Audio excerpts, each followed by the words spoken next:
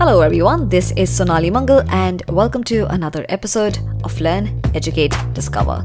On this podcast, we invite people from different professions on each of our episodes and we ask them a range of questions to try and understand what their job is all about. The goal of this podcast is to try and educate our listeners about as many different kind of jobs as we can so that someone listening to the show can decide, does a certain job sound interesting to them? And if yes, how do they go about exploring it further? Now, on today's episode, we are going to be talking about brand consulting.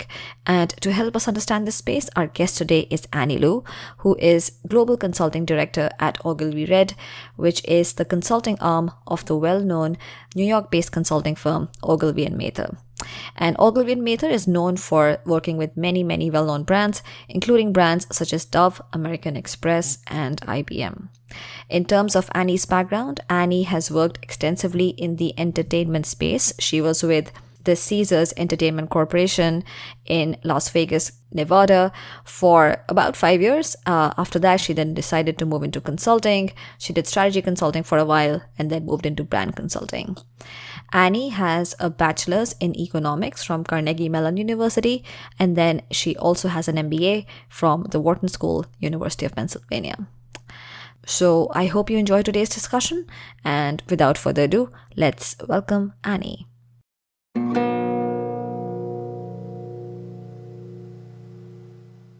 Annie, hello. Hi, welcome to the show. How are you? Good. Thank you so much, Sonali, for having me here. Absolutely. No, I'm so excited to have you on, and brand consulting sounds really very creative and interesting and a little bit out there. So I'm very curious about exactly what you do.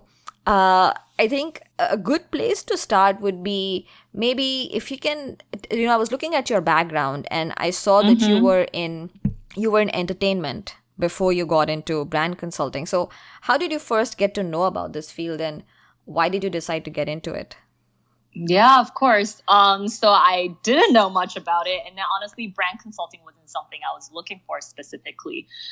So before, a little bit about my background, like you said, Sonali, before doing brand consulting, I was doing marketing consulting. And then my background was 5 years in hospitality in the casino industry. So not a whole lot about brand. When I was first looking, I was in Chicago after business school. I went back to a growth strategy consulting firm called the Cambridge Group in Chicago, where I did my MBA summer internship. It was really interesting work, helping consumer retail companies figure out kind of growth opportunities. But for a personal reason, I was doing long distance between Chicago and New York with my now husband.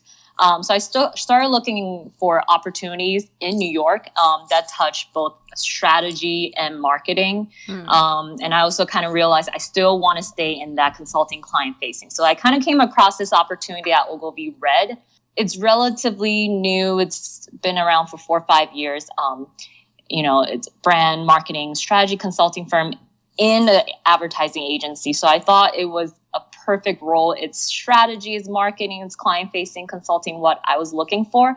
I had not done much brand work at that time or never worked in the agency. But I thought it sounded like a pretty perfect match for me. And then it really is now I really believed in power and brand. And I kind of enjoy the chaotic nature of a advertising agency as well. Yeah, very cool. So OgilvyRED is within Ogilvy and Mather, but it's like a consulting arm of the advertising Correct. agency. Okay. Right.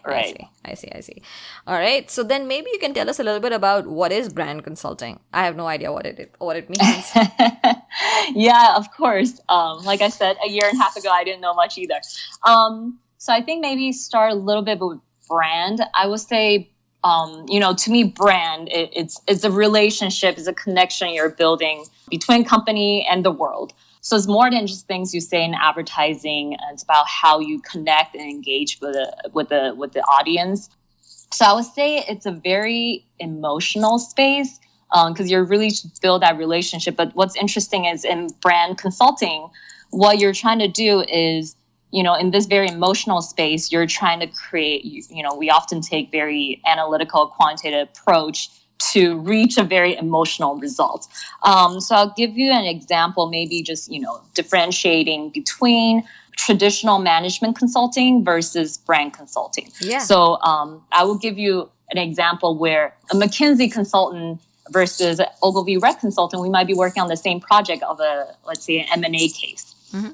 So, our client is trying to buy, let's say it's a top 3 market share player trying to buy another company in this space. McKinsey will come in trying to figure out, integration from a cultural standpoint, from a business standpoint, from a financial standpoint. But what do we do from a branding perspective is we need to know how to integrate the 2 brands from a branding perspective. So what you will do is taking a different lens, but a lot of time actually affect the brand strategy to actually have an impact on the business strategy as well. So for example, in this case, what you'll do is you will take a look at how customers view the 2 brands, your client's brand, the brand that they're buying, the brand perception, you measure the brand equities, and you figure out what is the synergy there or not. Should it be a standalone brand? Should you integrate into the portfolio? And then how do you go about it? I see. So I think that's an example of the same problem, but how you would solve it from a traditional management consulting standpoint versus brand consulting. Yeah, actually, I love it. Yeah, this really helps, lay it out that, okay, what is brand consulting? What is a brand and how does it differ from your traditional management consulting, which generally people tend to be more familiar with. So I have some follow-up questions. So you talked about, you gave a really interesting example that, how, let's say there's an M&A going on, a merger and acquisition. So one company is trying to buy another company.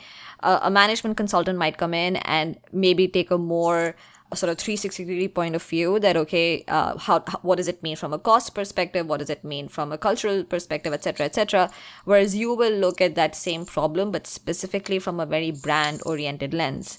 So give us an example of that. Can you maybe, either a real example or maybe even a hypothetical example, but, what does that mean to look at things from a brand perspective?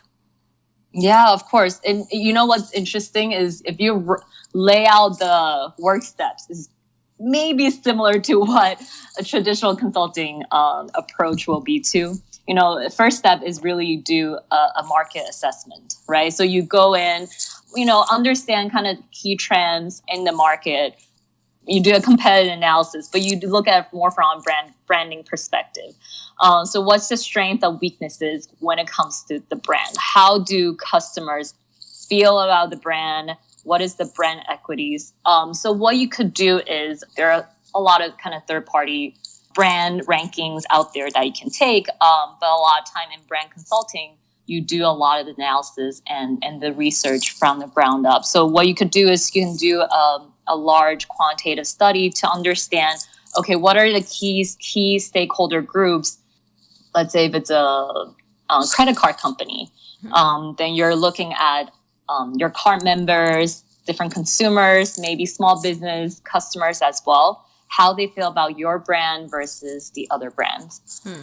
So you do you can do a big quantitative research to discover that. So it's actually quite a lot of quantitative and analytical groundwork to do a market assessment.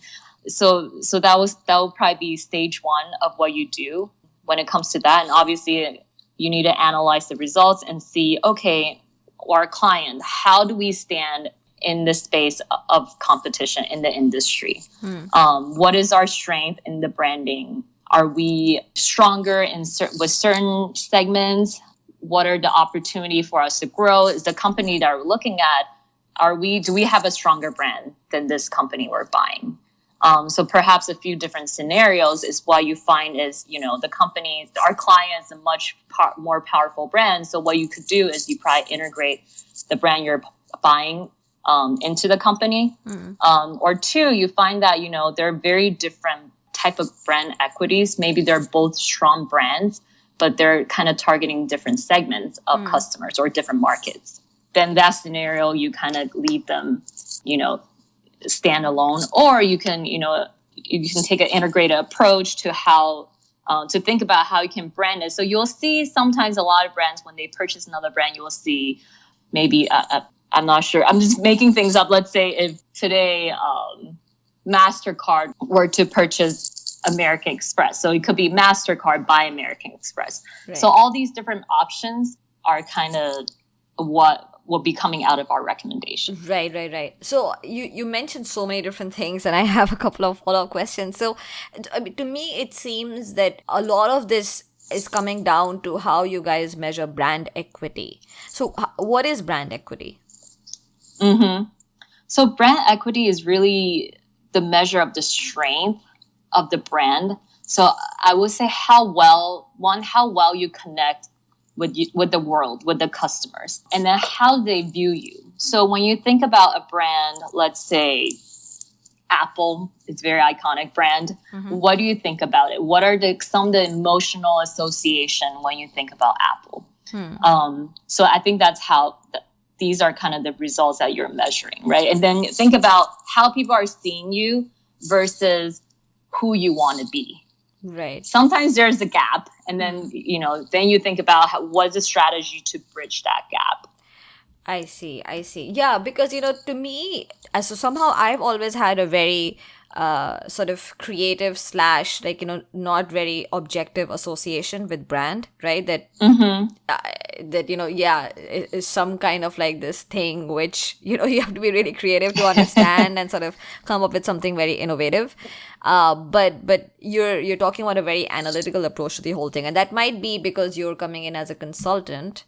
So okay, let me park this for a while.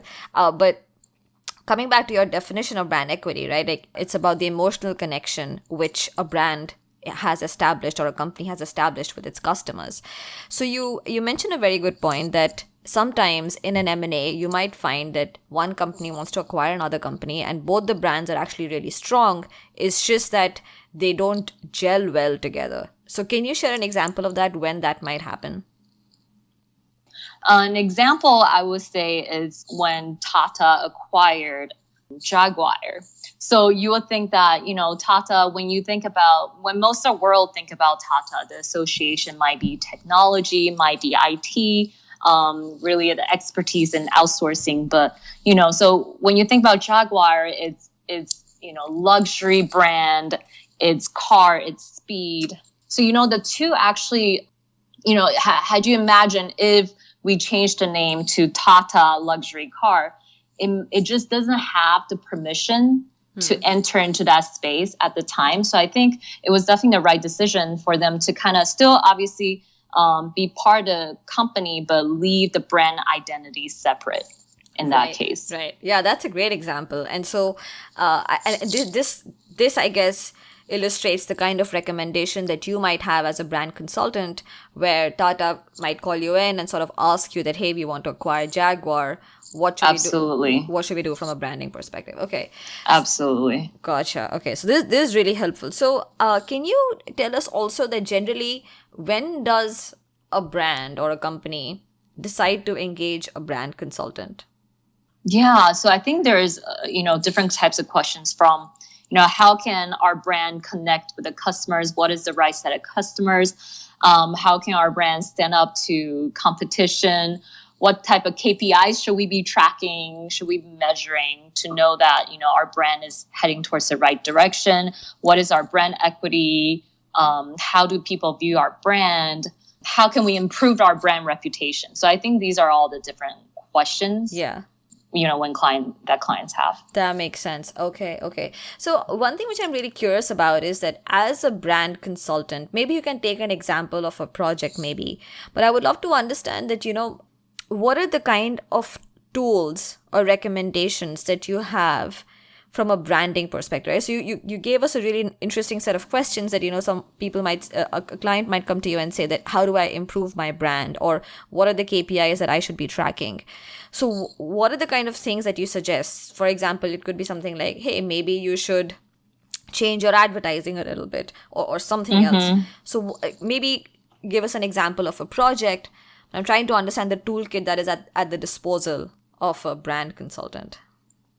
Yeah, I'll give you an example that I recently worked on. So it's from from a client in the financial services industry space. So they came to us. Their business is in both B2B and B2C. However, their brand, when people think about their brand, they will often think about their consumer side of the business. So they feel like they need a stronger brand presence, or just stronger brand in their B2B side, because that will be what's driving the future growth in the next 5 to 10 years. So they come to us with a business question, but how can we answer that from a branding perspective? So what we did was to think about, okay, how can we strengthen their brand from the B2B side of the business, right? So the goal is to make customers know that they have, the offerings, they have the right products and tools, and then also kind of signal Wall Street to say, hey, we are, this is a really important part of our business, going to drive growth. So with that in mind, our recommendation, obviously we did a lot of work, but our recommendation was to looked into renaming. So giving it a new brand to signal a change and to emphasize the B2B side of the business. So this is a great example. So you basically, the client came to you to ask you that, hey, we have this offering for business customers, but no one seems to really know about it. So can you help us strengthen our brand on the business side? So can you help me understand the steps that you and your team took as you tried to figure out how to do that? Like, apart from renaming, did you consider any other options? Oh, absolutely. So obviously there are things that you can do. You can invest more in advertising.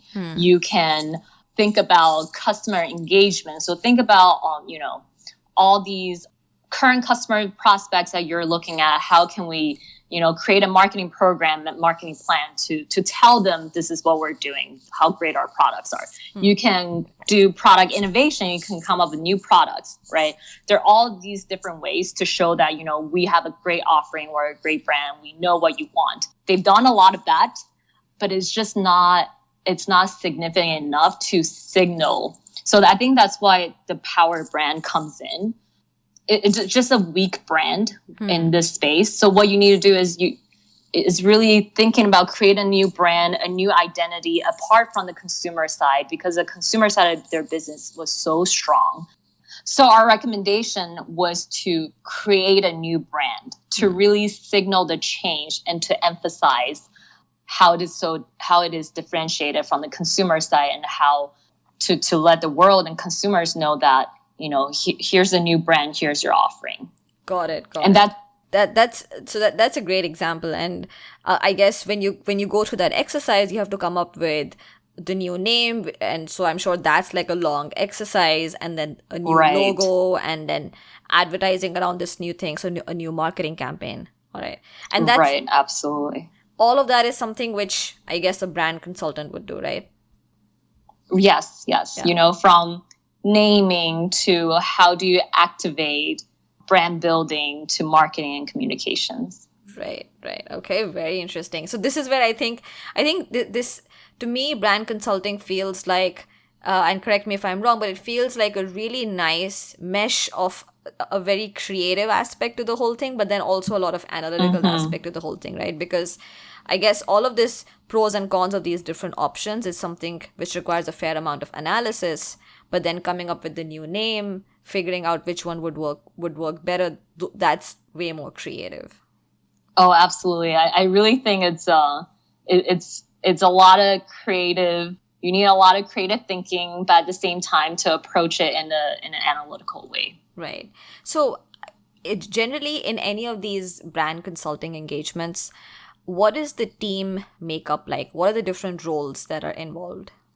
So, I mean, I would say the core is very similar to the management consultant. So, to management consulting team. So you have, I would say, brand consultant, but at the same time, you want to, depending on the scope of the project, you will bring in different subject matter experts. So for example, the naming project we just talked about, we brought in a naming expert. And then afterwards, once you decide on the name, what you do is you have to build a brand identity. So that's more than just a logo. You have to think about what's the brand voice. How do you want the brand to feel and sound like? For example, I would say a financial brand, let's say BlackRock, it sounds professional. It sounds expertise. To me, it's trustworthy. So, right. So you have to build that whole brand identity. So if it's a project like that, you will also bring in creative designers and agencies specializing, for example, in corporate identity. I see. Okay. Interesting. So then as the brand consultant, are you expected to have like ideas around, how BlackRock, as you said, you're right, it sounds very like, wow, like, it's solid, it's trustworthy, whereas something which is, more like wave, I guess, is more, fluid. So are you supposed to have these kind of ideas? I would say it's important if you're a brand consultant to really actually, I didn't know branding much myself, but I think it's important to have a passion for brand and to believe in the power of brand. Yeah. I think a lot of it you learn, which I've done. Okay. And a lot of it is it's less. I will have to say myself, I'm not a very creative person, but a lot of it is you have to learn. The more you read about brands, the more you feel about brands, the more you can talk about it too. Right.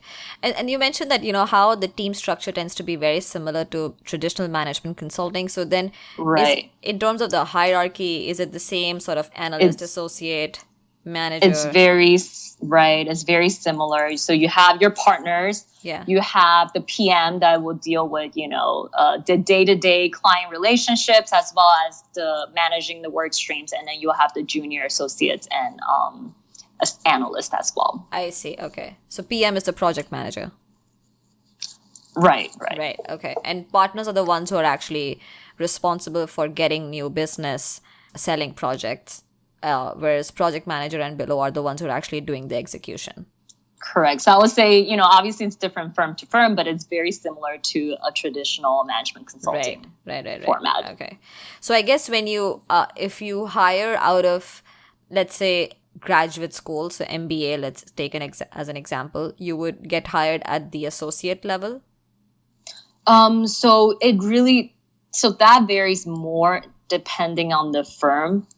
So here it's maybe associate, maybe a project manager, director level. So it really depends. Okay, got it. But it'll be the mid-level. Can you actually share an example, like some more examples of companies in this space? So clearly OgilvyRED within Ogilvy Mather is one brand consulting firm. Mm-hmm. What are some other names? Yeah, there are a few out there.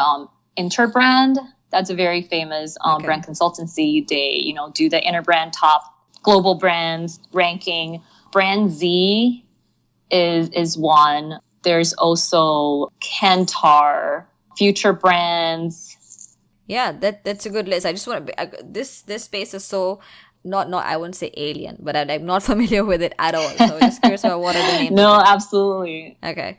All right. And you mentioned that sometimes you might need to hire a naming expert. So maybe after the podcast, I'm going to ask you for some recommendations because I would love to have a naming expert on the podcast. Yeah, that's a very interesting one. Yeah, that's a cool job. Anyway, all right. So this was great, Annie. This gives us like sort of a very nice overview of exactly what is brand consulting. Now I want to ask you some questions to really understand sort of what's your day-to-day like, right? So if I were to run into you on a typical day, can you maybe describe the kind of things that I would see you working on? What's a typical day like for you? Yeah, of course. So, it's, again, kind of similar to traditional management consulting. You would be, this morning I was working on a new proposal that we're trying to pitch to a tour company. And then later on, I was, talking to a research vendor to talk about a customer survey that we're launching to measure brand equities and brand perceptions for our clients. And, it's a lot of PowerPoint building. It's a lot of talking to clients. I would say one thing that may be different here is, and because we sit inside a large advertising agency, there are also a lot of different functions that are involved on our projects. So I'm also meeting with people from the different parts of the agency, maybe client management, maybe it is the digital partners, maybe it's designers. So I also have meetings with these different partners with us. Right. And that makes sense because I think depending on the kind of firm you're in, the nature of the project might vary a little bit, and that'll just change the kind of activities that you're engaging in. Right. I see. Okay. So how do you measure the success of someone as a brand consultant? I would say the most important thing is ability to think strategically, to think analytically and creatively. How can you help our clients elevate their brand, solve their problems? So I think these are the most important skills. And to me, that will lead to success. But so to go a little bit deeper into that, let's say you are working with a client on an engagement and you guys come up with a recommendation and let's say it doesn't really work out, right? Like it doesn't really have an impact on their brand. Does that impact your sort of success within the company? I would say the interesting part is also sometimes hard to measure. But obviously, yeah, you want to make sure that, the results of the brand on the business, it does have an impact on the success. But I also say in brand consulting or in agency, in the greater agency world, is the ability to be a connector is very important. Because kind of how I was talking about the makeup of the team, you have, the consulting team, but you also need to know how to bring in the different experts to drive the project. What problems the client have. They may not know their problems, but you kind of have to figure out for them. And then even if we can't do the work, you need to bring in the right people, the right partners to help solve the problem. So I think that's actually a very important thing. And actually that also leads to how success is measured, I believe. Right. That's a really good point. It's almost like you need to be someone who's really good at figuring out exactly what is it that your client needs, what is their problem, even though the client themselves may not understand what their problems are, and then accordingly bring in the right people. That's a great point. Okay, I see.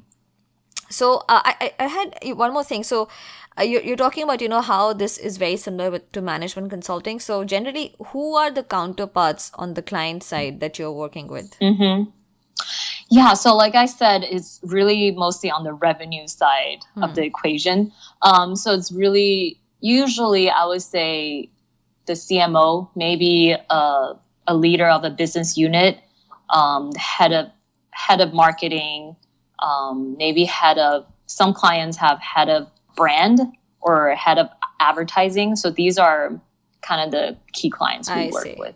That makes sense. Okay, so basically senior leadership, which typically from the marketing and branding function. Okay. Exactly. Yeah. And do you have to travel a lot?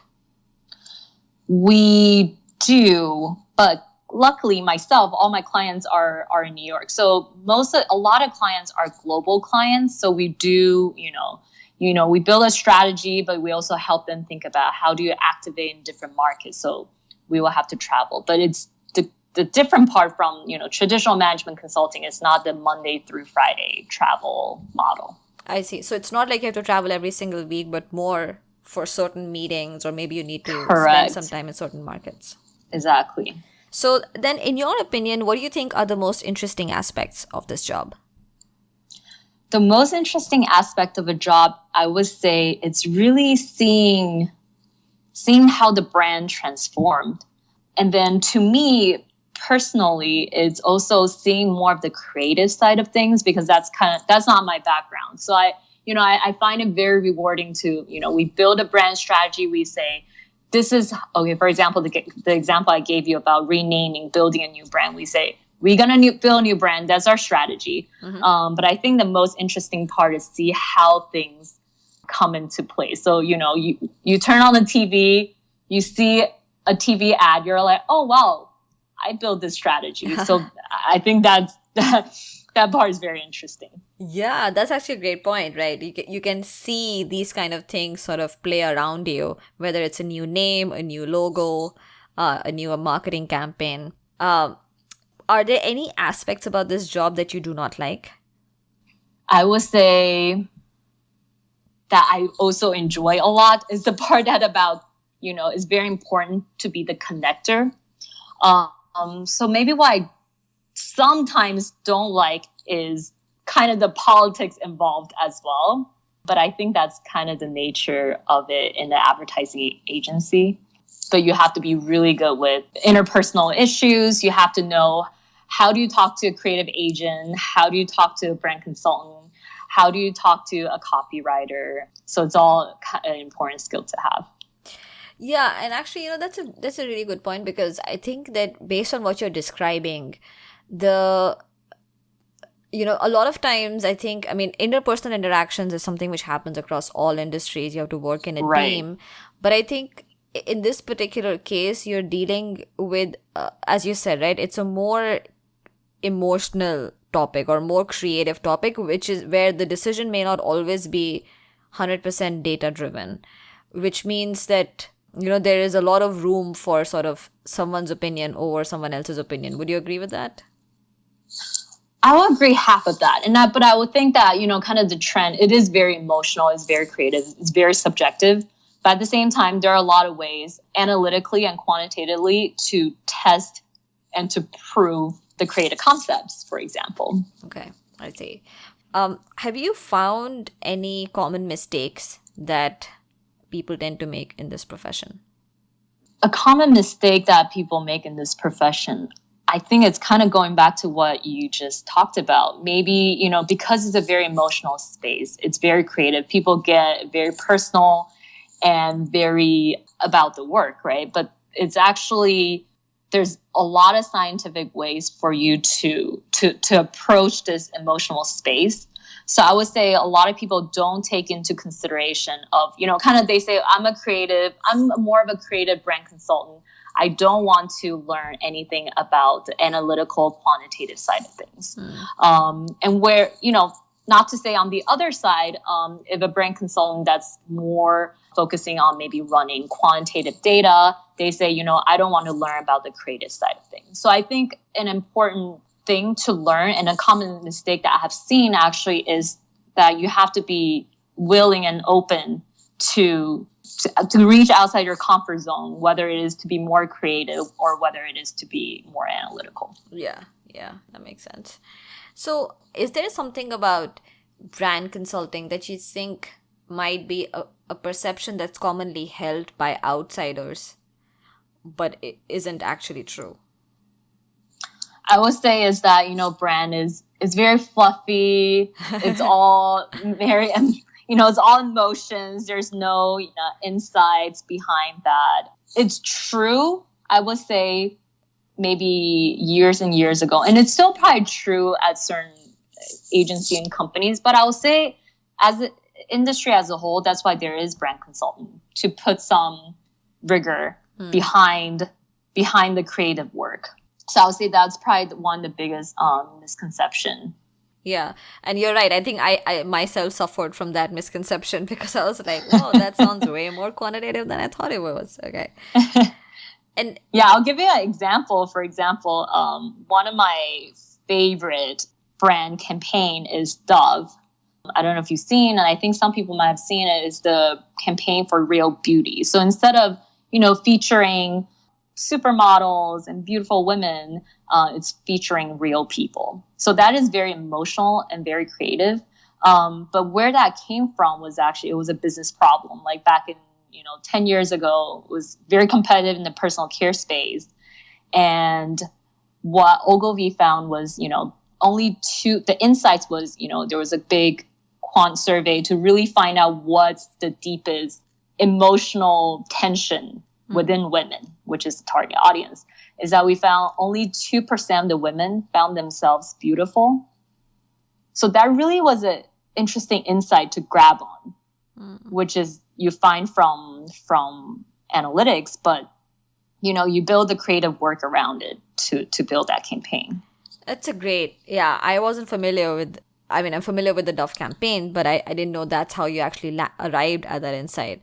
And that's a great example of just how analytics can drive you in these very unexpected directions. But then clearly that campaign was very, very successful. So how do you, like, I guess you guys have a very robust research team then, which has to be really good at figuring out this user sentiment, because I wouldn't even, how do you measure that?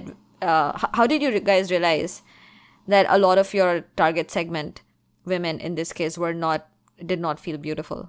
How do you even guess that? No, it's a great question. So there is, we do, I think when it comes to research, customer research, there is the quantitative research that you can do. Do you know this brand? So it's more of a hard, kind of, I would say at a high level, you understand a person, you understand about a brand, but like we also do a lot of focus group, one-on-one interviews, and there are different approaches to really dig deep about kind of what the tension is, what the emotions are, what do people feel uncomfortable about. So that's kind of what like the angle oftentimes that we're trying to push in the consumer space. And actually in the B2B space, that's what we're trying to do too. It might seem like a very transactional, professional space, but there's also a lot of emotional opportunity and white space that we want to tap into. And so you as a brand consultant, are you the one who is doing these interviews with customers, or is it like a separate research team? We have a research team, but we also do a lot of the interviews ourselves. I see. Okay.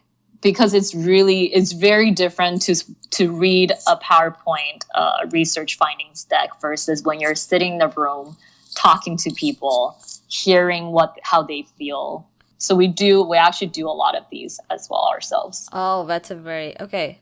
That's good. So you yourself I'm guessing are really good at figuring out these emotional tensions that might exist inside someone that he or she might not be aware of.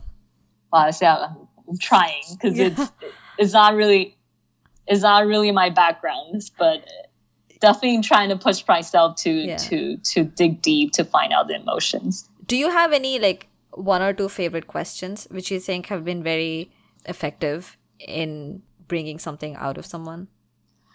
You know what's interesting? There are different approaches that our research team do. One that I saw was so interesting is we asked them, sometimes not just one-on-one interviews, not just, Q&A. We asked them to, there's different exercises that you can help people get into, to be able to let us dig deeper. We have asked them, it's kind of a therapeutic approach. We have asked people to draw pictures. Oh. So when we think about, we'll ask them things, in the ideal world, how would you ... So I think those kind of framing kind of helps people think and really get into the deepest part of it. And then, also we have taken an approach of having them in a group setting, some exercises to see, and that's to understand kind of behaviors, how people act in the group setting, how people interact. And I think that works for some of the brands. So these are different approaches that we have taken. Wow, I wouldn't have guessed that at all. Asking people to draw pictures helps. So you ask them to draw pictures? Yeah, you ask them, it's so interesting. We ask them, it's about themselves, but also how they think about the brand, right? So we think, we tell, what's your ideal image of your favorite brand? Let's say it's Nike. They draw it out. And then if that's the brand our client's trying to be, then you can see kind of what the gaps are and then what are the interesting elements are. Also, one thing in branding is interesting is the voice. So I'll say example is in the financial services space. You hear it in all investment tools, Charles Schwab, Scottrade. It's all in a man's voice. So one example I've seen recently is that there's a new company they're coming out with a women's voice when they talk about personal finances, because they know, no one else in the space is doing that. Oh, so they hired a beauty makeup marketing expert to do their branding. Interesting. And is that how they're thinking of differentiating themselves, or they're just targeting women and they think that a female voice will connect better? So I think it's both. Is they see a white space of, there's no one out there speaking in a women's voice, and there's no offering targeting women. And you find that some research have shown that, now women outlive men. And then the number one thing that women do when their husband pass away is they find a new financial advisor. Right. And that's kind of the insights they grabbed on to create this new platform. Okay. Wow. This is so cool. So you shared a really good example that, how, let's say you ask someone to draw that the pictures, whatever comes into mind about the brand that they really like. So let's say it's Nike. Can you share examples of the kind of things people draw? Oh, it's so interesting. You would never think it was for an example was for a insurance company. So you'll think it's very transactional. We asked them to draw out what's your ideal insurance provider. What would it be like for you? So a lot of people drew out houses and a pathway. And then along the way is, beautiful trees and sun and flowers. So it's basically they want, which has nothing to do with insurance. Yeah. Yeah. So it just tells you that, people will like to think about their health in a holistic way. Okay. And they feel like, insurance companies should be my partner in my holistic approach to health. I see. Okay. And then so when you see something like that, how do you translate that into something actionable in terms of what you need to do for the brand? Right. So then you think about, okay, what is our brand positioning? What is our brand strategy?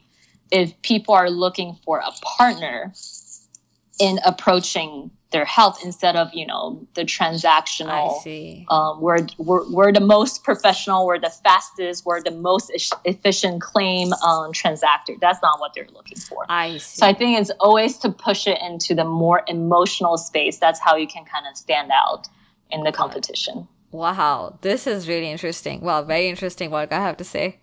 All right, so I just have a few more questions then from the point of view of someone who might be interested in getting into brand consulting themselves. So if you were to think about, let's say, top 3 to 5 qualities in someone who would make a really good brand consultant or who would just enjoy himself or herself a lot in this job, what do you think those qualities are? And I would want to emphasize that, the more you can share things which are unique to brand consulting, that would be great. Right. But of course, feel free to pick. Right. I would say the basic innovative strategic thinking, but that's given, right? Yeah. I would say more specifically for brand, I really think, like I said before, if you're a connector, if you think you're resourceful, you're able to find out what the problems are and then find the right people to help your client solve the problem. I think that's one.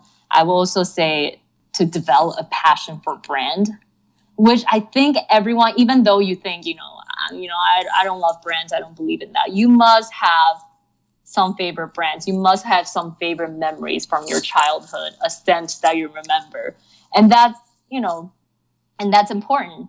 So I would say, to believe, if you have a passion for brand, you believe in the power of brand. And I think another thing is to be open-minded. I think brand may seem like a very niche area, but at the same time, you're touching so many different areas. So I think to be open-minded of the type of problems, the type of skill sets that you can have. So I would say these are a few things. And obviously, if you can be creative, that's a plus. I'm not personally too creative. No, that's a great list. Although I'm curious about how someone would figure out whether they're passionate about brand or not. I guess you just have to believe that, a strong brand can do a lot for the company. So I think how do you develop a brand? It's just, there are things that you use every day. Think about what your connections are. with it. Why are you buying this particular product? Why are you using this particular brand? Why are you going to this store? Think about the experience. What are some emotional connections? I think little things like that. So let's say that I want to get into brand consulting, but I'm not 100% sure. I'm not sure if I would enjoy the job or not, right? Is there something I can do? Whether it's read something or answer certain questions or do some exercises, whatever, which can help me get some idea about, hey, is this something worth exploring or not? Yeah, of course. So I will say, I mean, there's a lot of blogs out there. A lot of it is advertising related, but it has to do with brand strategy. So I would, read about it, see if some of the works that they're doing is something you're interested in. Building a brand, naming products, naming companies, think about how to drive growth, talk to people who are in brand consulting, or who are working in an advertising agency, is see if that's the type of work that you'd be interested in on a day-to-day basis, right? The type of impact that you'll make as a brand consultant is that you will see that, people really connecting to your brand, really liking your brand and buying your brand, using your brand, enjoying the experience, sharing with their friends and family. Does that make you happy?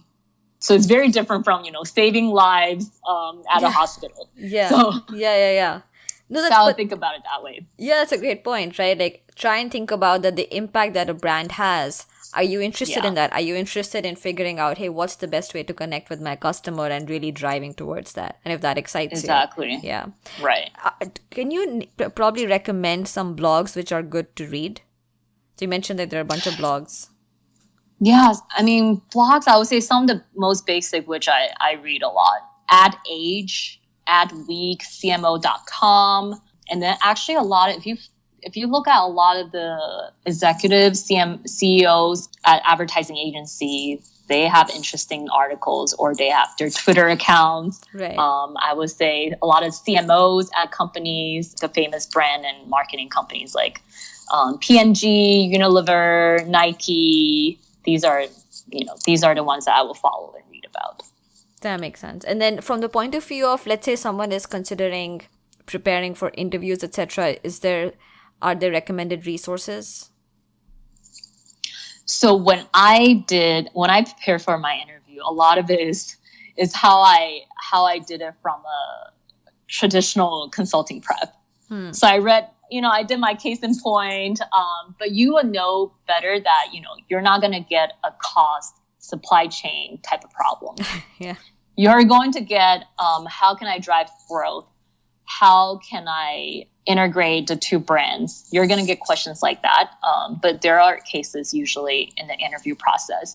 And I also prepare for questions like, like I said before, it's important, outside than the consulting skill set, it's important to see, are you passionate about brand and branding? Mm-hmm.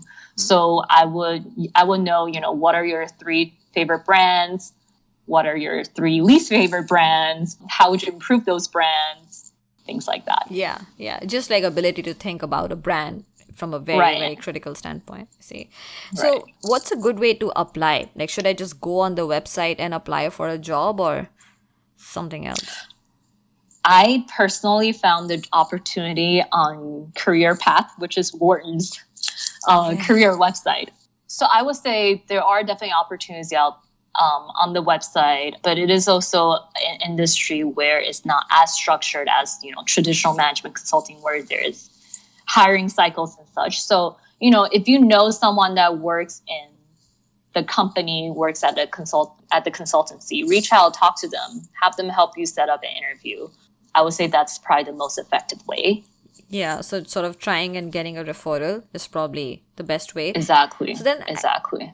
I guess my follow-up question to you is that, let's say someone reaches out to you, Annie, and says that, hey, Annie, it's some stranger, right? Hey, Annie, I'm really interested in brand consulting and I want to apply for this opening at OgilvyRED. Can I chat with you? Like, what can this person say? Because I'm guessing you would get many such requests, right? So what can this person say or show to you which would make him or her stand out? Right. I think what makes a candidate stand out is really the interest and passion for, potential brand work, or, even if they've not done any branding work, but in marketing, in, having an impact of driving brands, or just interest in it, I think will be important. And then obviously any relevant experience in consulting and marketing and strategy will be great too. Yeah, but like, what can I say in my initial interaction with you, which would show that? That's a good question. Talk about an article you just read about a brand. Talk about some of the campaign that Ogilvy's worked on.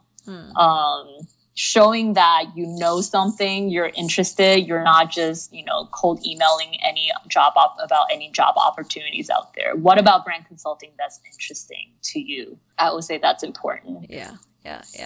No, you're right, because I think a lot of times this kind of outreach tends to be like a very cold mail kind of non-personalized kind of thing, which really puts people off. So if you can really illustrate that you're interested specifically in that company and that job opening, right, that and exactly, and then use your alumni network. I mean, OgilvyRED is a small organization, but Ogilvy is a huge agency. There's got to be alumni from every school here. So use your network, find the right people to talk to. Yeah.